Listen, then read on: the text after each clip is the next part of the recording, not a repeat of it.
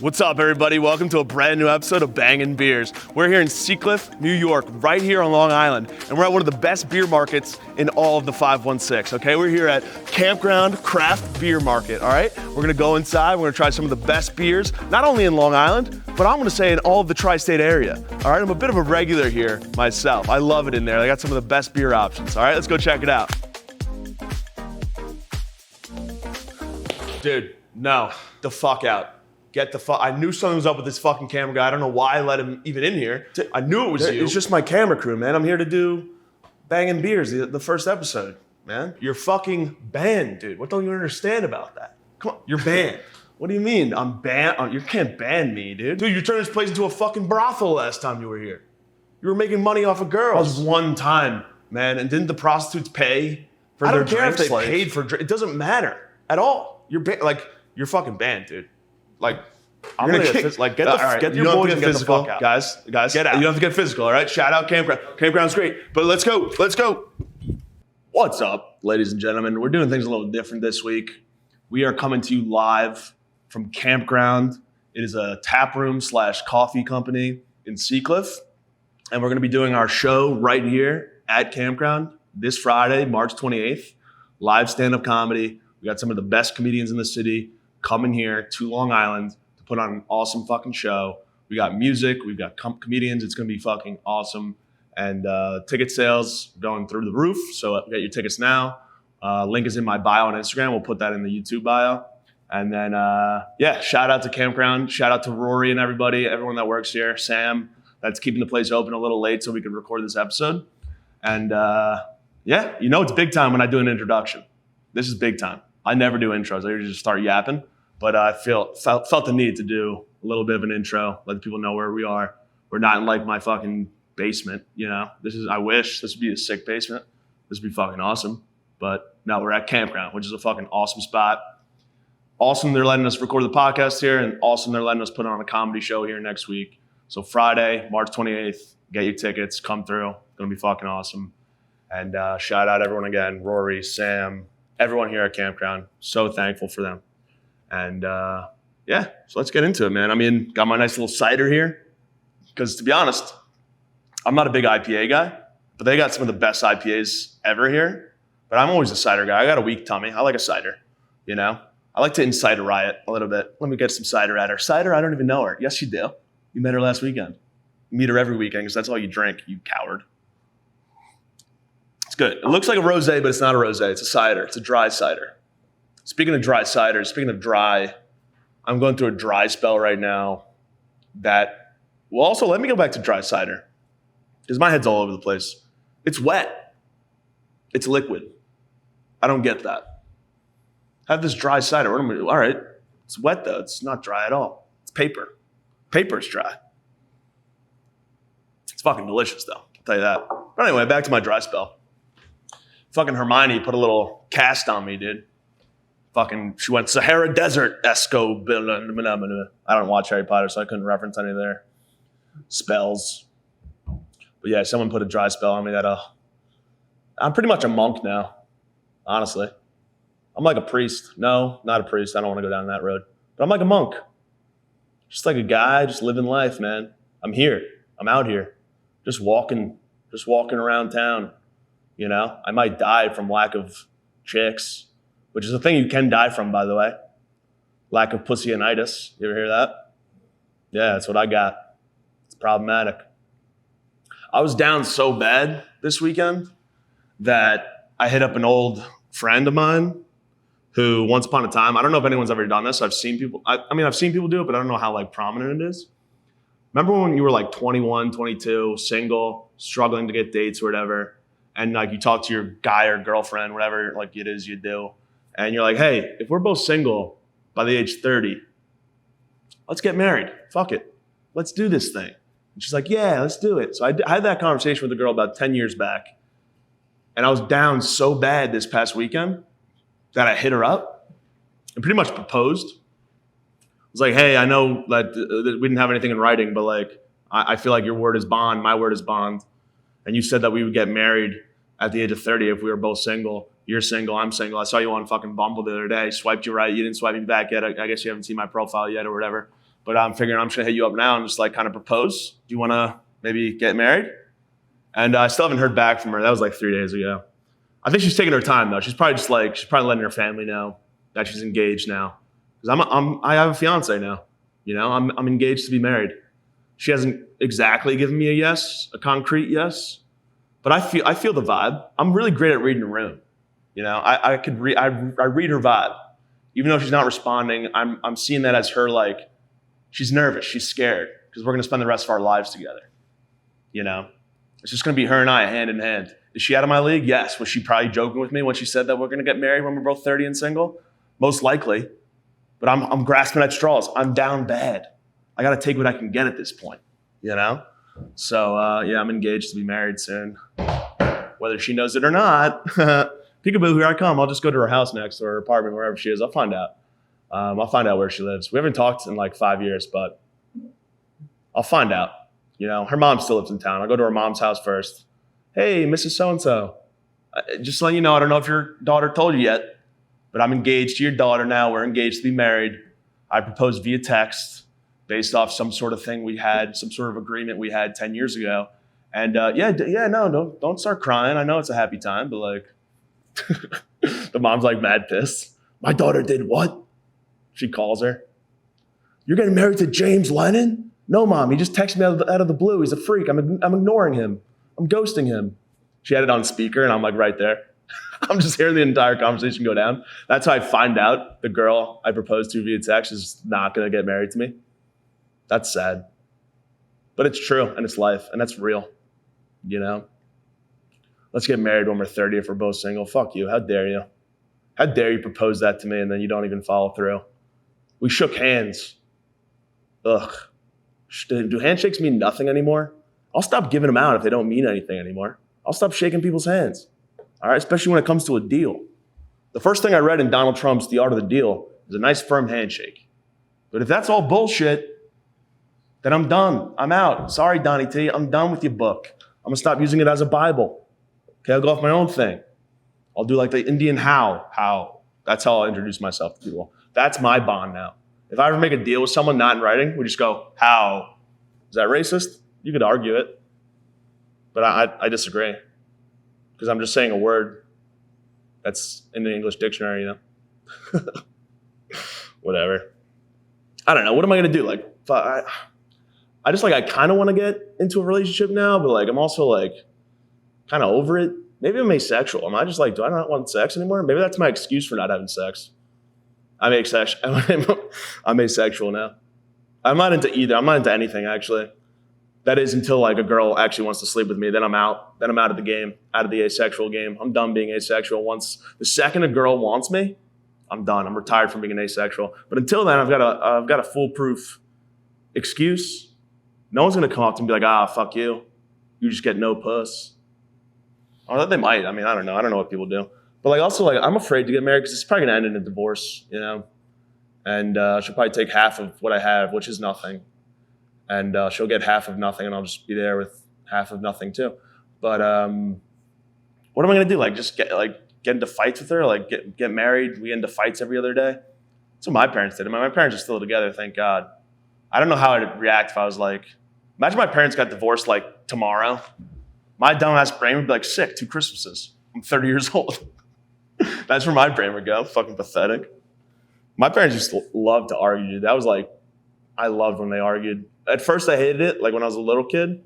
It's like, Mom and Dad, you're going to get divorced. I'll never see Dad again because I'm obviously going with Mom. But no, they were getting arguments over the dumbest shit.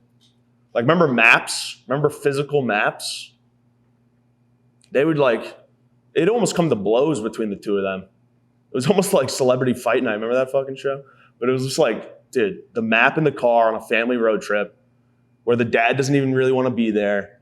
And the mom's like all excited about it. And she's in the front seat with the map. My dad's like, what's Route 67? My mom's like, go left. And my dad's like, fuck you. Like, that's how easily the fight would start. It wouldn't even be like, there's no in between. There's no like lead up to the fight. It's just like, my dad asks a question, my mom answers, boom, fight. They're back and forth. They're fighting over a map, which is crazy. I don't know. I was always in the back, like just crying, like, oh my God, drop Dad off and Mom, let's go. I'm kidding. I love them both equally. But then we, you know, I wonder if like I wonder if like having access to like maps on your phone now has caused a decrease in divorces over the last however long we've had access to fucking maps on our phone. I think that has actually led to a decrease in divorces. Because my parents were on the cusp, you know? My parents were right there. They're about to divorce over a map. And then boom, the shit comes up on your phone. It tells you where to go exactly. Oh, I don't even need to have my bitch wife fucking use a map to tell me where to go. I'll just use it on my phone. Perfect. Now they're still together because of it. Bring back maps though. Let's get them divorced. I don't know what's going on half the time. But then like the funny part about the map thing is that we'd be driving through some like random neighborhood in like Roanoke, Virginia, where we're going camping for some reason. And then my dad and mom would just be screaming at each other over a map, not knowing where they're going. And then my dad would see a random stranger just walking the street in like some random suburb of Roanoke, Virginia. My dad would just stop and accost this man. Hey, do you know where this is? Do you know where Green Oaks Campground is? And the guy would be like, what the fuck? Like, yeah, sure. It's that way to the right. Then my dad's really forgetful, so then he'd forget that guy's directions. And he'd have to fucking ask another stranger for directions. It's crazy. People don't do that anymore. I kind of miss that. I kind of like the idea of stopping a stranger on the street and being like, hey, where do I go from here? I might just start doing that even though I know where I'm going. I might just stop strangers around here and act like I'm a fucking out-of-towner. Be like, hey, where's Campground? Oh, 208 Seagull Avenue, right over there. Boom. Shout out Campground. What's up? But yeah, man. Landline phones were another thing that my parents always used to argue over. Because I think neither of them really wanted to pick up the phone because they didn't want to talk to anybody. So the phone would ring. I'd pick it up. I'd be like, Dad, it's Mr. So-and-so. You got to talk to him. And then my dad would be like, hold on 1 second. And then I'd have to talk to this like adult for fucking like 10 minutes while my dad got ready.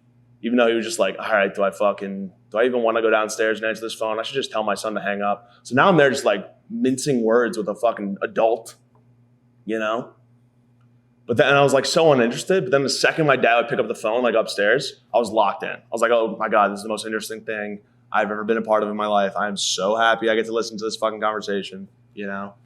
Like one time, like the lead singer of Goo Goo Dolls used to live in this town, which is awesome. John Resnick, he was a good dude. And him and my dad used to talk on the phone. And I'd be on another phone in the house and I would just be listening to them talking shop. It was pretty much my dad being like, Black Balloon is fucking sick. And John Resnick being like, yeah, it's about me doing heroin. And my dad being like, that's awesome. But I don't even know if that's true. But yeah, I would eavesdrop on my dad talking to the lead singer of Goo Goo Dolls. That's my life though. You know, I'm just like, I live a celebrity-filled life. I'm always talking to celebs, whether it's through my dad or through me. I don't know. I just kind of kill it in life, honestly. Yeah, but the landline phone was fucking crazy. There was this one time where like we used to sell wrapping paper in middle school. Like we sold X amount of wrapping paper, you'd get like a prize. And I sold like the most wrapping paper. I almost like they had a list of prizes. The big prize was an electric scooter. I almost made it to the electric scooter. I almost got there. I fell short. I fell a couple stocks of wrapping paper short. And but I still sold the most out of anyone in my grade. And the reason I sold the most was because I technically cheated, but it was an honest cheat. I wasn't like consciously cheating. Like you weren't supposed to sell to anyone you didn't know. You know, you're not supposed to sell to people like family, friends, and all that, and like relatives. But I knocked down every door in this town, and I sold wrapping paper to every single person in this town. And what did it get me? A landline phone, a really cool digital. I had like, it was just cool. I can't even describe it because it's so old tech now. But at the time, it was like the hottest item. Having my own phone in my room, it was fucking sick. And then I was using it all the time to talk to my boys in like 6th grade. That I ran up the phone bill and my dad had to throw it in the trash. And he just threw it in the trash without telling me. He didn't even let me have a proper goodbye. Like I would have just picked up the phone, just hearing the dial tone, and I would just be like, goodbye, phone. Goodbye. Hang it up, really sad. Didn't give it to my dad, but no, he just threw it out while I was in school one day. Get home to go call. Finally, I get the courage to call this girl. I'm about to go home. Like, I'm going to call this girl I have a crush on. I'm in 6th grade. I love her. I'm going to call her and tell her I love her because I was too embarrassed to do it in school today. But I'm going to go on my super cool phone that I sold 100 things of wrapping paper for. Come in, phone's gone. My dad tossed it. And I was like, Dad, what happened to my phone? He's like, it's in the garbage. It's at the dump. I didn't even throw it out on the premises of our property. I went to the dump and chucked it into a dumpster. Because our phone bill is crazy. I'd make you pay for it if you weren't a child and child labor laws weren't so strict. I'd put you to work right now. I don't care that you're 11. Honestly, next snowstorm, you're out there shoveling everyone's yard. All the people you sold wrapping paper to, you're shoveling their fucking yards. You're shoveling their driveways. And they're going to pay you a solid $15 a pop. That's how you're going to pay me back for this phone bill. But I never saw that phone again. Good times in that phone, man. We once called Carson Daly on Z100. And it wasn't Carson Daly. It was some other jamoke on Z100. They had like a call line, and we called in. We actually made it to air. We had the radio playing, me and my brother. And we just hear the host go, hey, how's it going? Who is this? And we got so nervous that we just hung up on him. We just hung up on the guy live on air. And then we were just like, oh, fuck, our parents are going to kill us. Our parents are probably jamming out to Z100 right now in 2006. They're probably listening to fucking Akon or some shit. And they hear me and my brother on the fucking on air. They're going to kill us. So we just hung up immediately. And the guy, after we hung up on the radio, he was like, all right, that was weird. But whatever, I'm a weird guy. What can I do? What can you do? What can you do? Whatever. My dad asked me to babysit some kid the other day. What the fuck? So my sister like babysits once in a while when she's not working. Pick up some extra cash. It's a nice side hustle. Which Tina Fey, by the way, was on some interview podcast thing and said that I hate rich people that have side hustles. Which is like, hey, what are you then?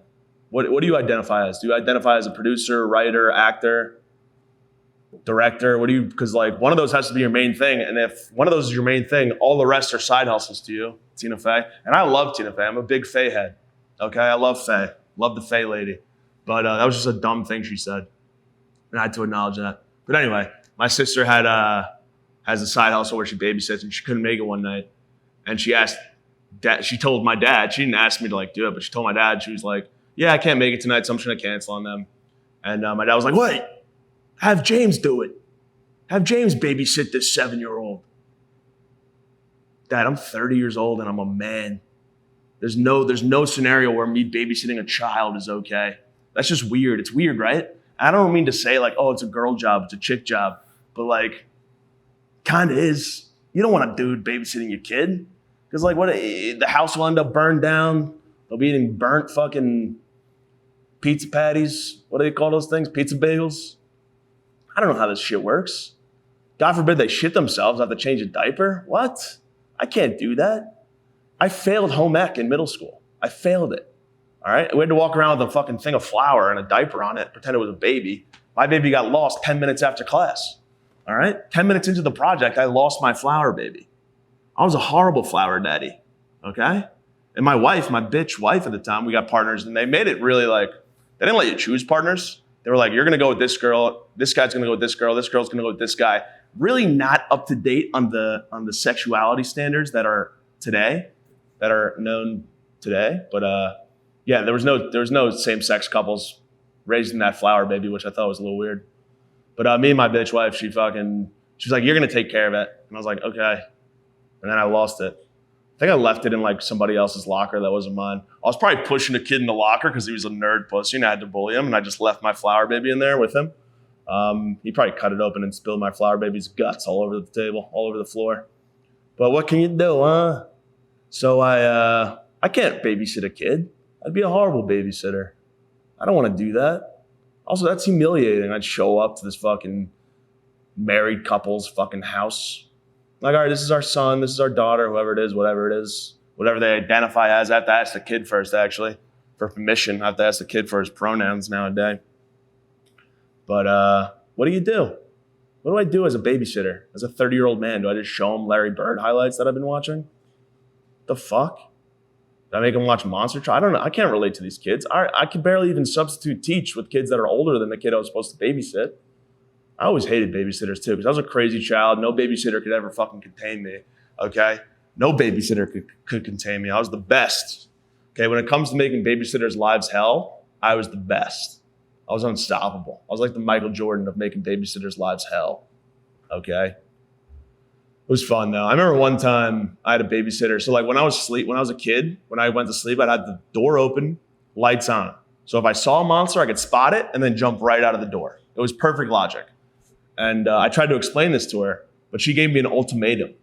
She was like, hey, you can either sleep with the door open, lights off, or door closed, lights on. What do you choose?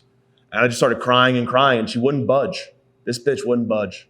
So I chose lights on, door closed, so I could at least spot the monster, then have my way with the doorknob, which I'll probably fumble and fuck up and not even be able to open, and then I got swallowed by a monster because my bitch babysitter wouldn't let me fucking sleep with the door open, lights on. But that was a bad babysitter. She was bad. Dude, but remember being a kid? It's kind of like how kids react to me being a sub today. It's like you have a substitute parent when someone comes to babysit you as a kid. That was always lovely. They would there's no way they're putting me to bed on time. I'm staying up and I'm gonna watch fucking all the Disney movies on VHS that we have. It's gonna be a grand night. But this one bitch babysitter actually foiled my plans of ruining her life. I still see some of my old babysitters run around town once in a while. They're all old now. And I always go up to them and I say, hey, I won. I beat you at babysitting. Remember that? Remember when I was 7 years old and you came over to watch me when my parents went to a wedding that ended in a divorce? Do you remember that? I beat you. I ate what I want. I stayed up as late as I wanted. I fucking watched what I wanted. All right? So I won. And they're like, who the fuck are you? I don't even remember you, psycho. What's your problem? I don't know. Babysitting. Weird ass shit. Weird shit. You know what I'm tired of now? I'm tired of a lot of shit, but I keep getting got by these Mr. Boombastic challenge videos. You guys seen this? It's like some hot chick in sweats, and the song Mr. Boombastic by Shaggy plays. They call me Mr. Boombastic. And then when the bass drops or the beat drops or whatever, it's like a quick flash of them naked or in a bra and panties. I don't know what they do. But I can't pause it right on time, dude. It's so frustrating. I watch them all, and I never hit the pause. I never hit the pause right on time. All right, I've broken 7 phones by now because I'm always late or I'm a little early.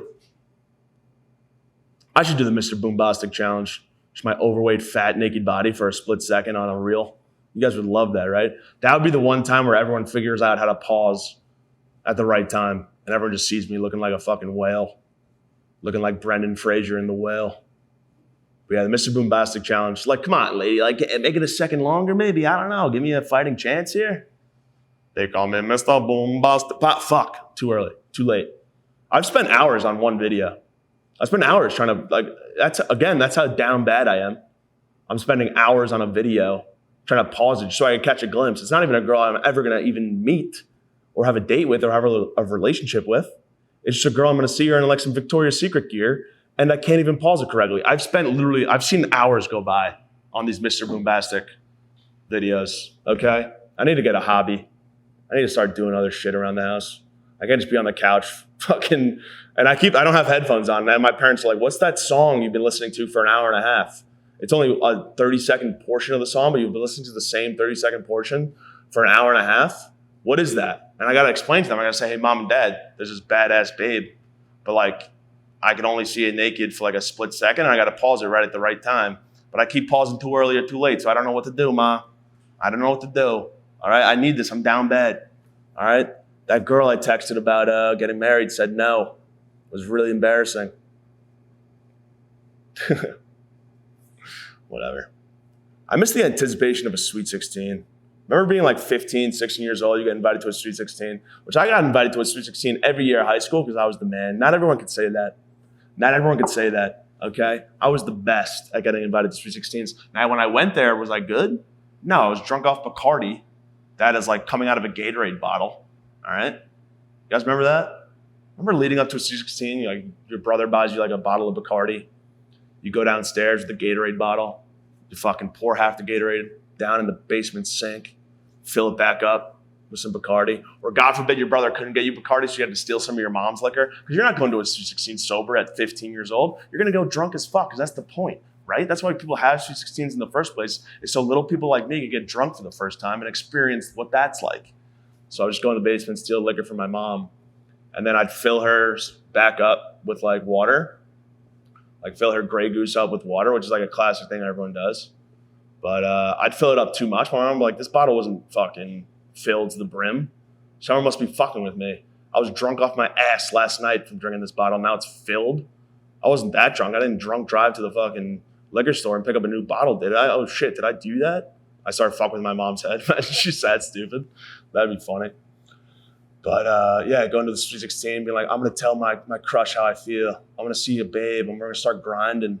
I'm going to make out this babe. And that never happens, because that never happens to me ever. Today or back then. I'd show up, see a girl I liked, grinding on another man, and then I'd just be blackout drunk in the corner as a 15-year-old, being like, I don't know what that is.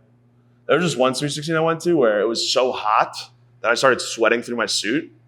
And to cover up my sweat stains that were literally through my shirt, through my suit jacket, I put on my winter coat. Since it was winter, I just put on my winter coat and zipped it all the way up. And just kind of danced around, hoping no one would notice me.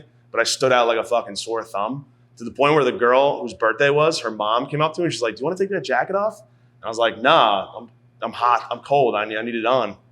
I'm cold. I need it on. And meanwhile, my sweat stains are 30 times worse under my jacket, so there's no way I'm taking the jacket off. You know, there's no chance I'm doing that.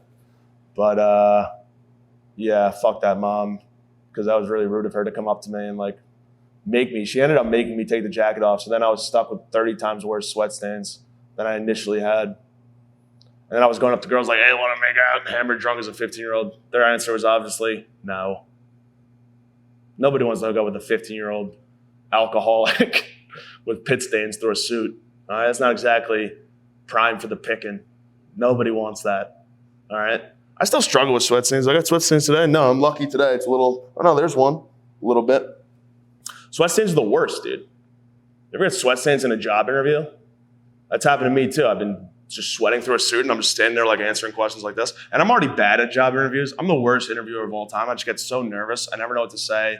Like, what kind of shoe would you be if you were a shoe? Like, I don't know, a high heel. I just want to explore my body and my sexuality. I don't know what's going on. I don't know what I would choose. But obviously you'd go boot. I'm a boot because I'm a hard worker. Are you? What kind of boot? Are you Timberland and you're just for show? You're a fake tough guy boot? Or are you like a real boot with like a metal toe? I don't know how to answer these questions. But I was in a job interview once and I had fucking sweat stains so bad to the point where I was just like this. Like, I couldn't, if I even moved it like half an inch, the fucking guy interviewing me would be like, sweat stain, get him out. He's not hired. He's got sweat stains. I could see him. We're not hiring this piece of shit, this sweaty asshole. We're not going to hire this guy. He sweats. That's gross. Why would we hire this guy? And then, yeah, I was just like this, answering questions. Like, so what would you bring to the table if we were to hire you? Fucking, I never sweat, that's for sure. I don't sweat. I never get pit stains, that's for sure. Whatever. Fuck it. I don't do well in job interviews. They're stupid anyway. Just give me the job. Look at my resume and like just hire me based off that. You know? Whatever. I don't know. Remember the kids growing up that were like, anytime you were just like talking shit to them, they'd be like, I'm rubber, you're glue. Whatever I say bounces off me and sticks to you. Those people sucked. They're all working HR now. Those rats. They're all firing people based off minimal offenses in their fucking shit office job that they low-key hate, but they low-key love because they feel like they're in a little bit of power. And they're still saying that saying. Anytime someone even like remotely says something negative towards them, I'm rubber, you're glue. Whatever I say bounces off me and sticks to you. Oh, you're rubber? Whatever bounces off you sticks to me? Looks like facials are out of the equation for you then, bitch. This date's going horribly wrong. I'm done. That's all the people I date. I date you're the rubber. I'm rubber, you're glue type girls. I'm rubber, you're glue. Sticks and stones may break my bones, but words will never hurt me. All right. Like, I just want to just start slurring at them. See if that works. You piece of. Like Adam Sandler and Happy Gilmore when he's on TV and they're just like bleeping out every word. I would go that far and start cursing that person off to see if I could make them break. They never break because they're sad HR people. They're gross. They suck. I don't know. Those people were always the house to themselves kids too. Remember the house to themselves kid? Like, you'd always like come home and their parents were both working because neither of them really wanted to raise the kid in the first place. So they were just both off, like ignoring the fact that they have a child at home. And the kid was pretty much raised off of like the cartoons of the snacks he eats. It's like, hey, Mr. fucking Leprechaun from Lucky Charms. Thank you. Give me a life lesson, please. I need a life lesson. How do I talk to this girl? Lucky from Lucky Charms. Or Dunkaroos. Dunkaroos were big back in that time. Hey, Mr. Dunkaroo. Was there a Dunkaroo mascot? I can't remember. It had to be like a kangaroo, right? Hey, Mr. Dunkaroo Kangaroo, can you tell me I got a girl pregnant. Can you help me out here? Mom and dad, nowhere to be found, house alone. They always had the best snacks, though, I'll tell you that. That was always the best place to be because you didn't have any parental supervision. You would just go over. Yeah, Mom, I'm going to study at so-and-so's house. Meanwhile, you're going to fucking Dean's house. You go to Dean, okay, who's always spending time with the dean of the middle school you guys are at together because he's the fuck up because he's got no parents raising him, okay, which is a problem. And, yeah, it was always the best times, man. Used to love doing that. So my parents, they weren't strict, but they were strict enough to be like annoying. It's like I'd just go over there and just like wreak havoc, you know, break the TV. Like I was a rock star at his house. I would act like a rock star in a hotel room in like the mid 80s. Just start breaking shit. Anarchy, just breaking everything in his house. His parents would come home like, what the fuck? I was pretty much like Cat in the Hat to this kid. Remember Cat in the Hat where the kids are home alone, Cat in the Hat comes and just starts wreaking havoc? And they have to clean it all up before the mom gets home? That was me. I was the Cat in the Hat to my buddy, which I regret because he was a good kid. Dean was a good kid at heart. He just didn't have any sort of direction, you know? What can you do, though, huh? Guys, shout out to Medallion Media, Angel and Juan. Thank you guys for coming all the way out here. Appreciate it. Shout out to Campground again. We're doing the show here. Let's fucking go. Let's push some tickets. Go to my link in my bio. The link's going to be posted here. Go get the tickies, and it's going to be a great show. Sorry, I was a little nervous this episode. I was a little out of my element. I didn't know how to talk here, but I don't really give a shit. But it's all about Campground. Follow Campground on Instagram. Put that right there. Follow them. Come to the show. Even when the show's done, you come here, you get a couple pints, play some foosball, play some games, drink around, have a good time. It's awesome. All right? Ladies and gentlemen, you guys know all my socials. Shout out Campground. Shout out Rory and Sam and everyone here at Campground again. We'll see you Friday. Later.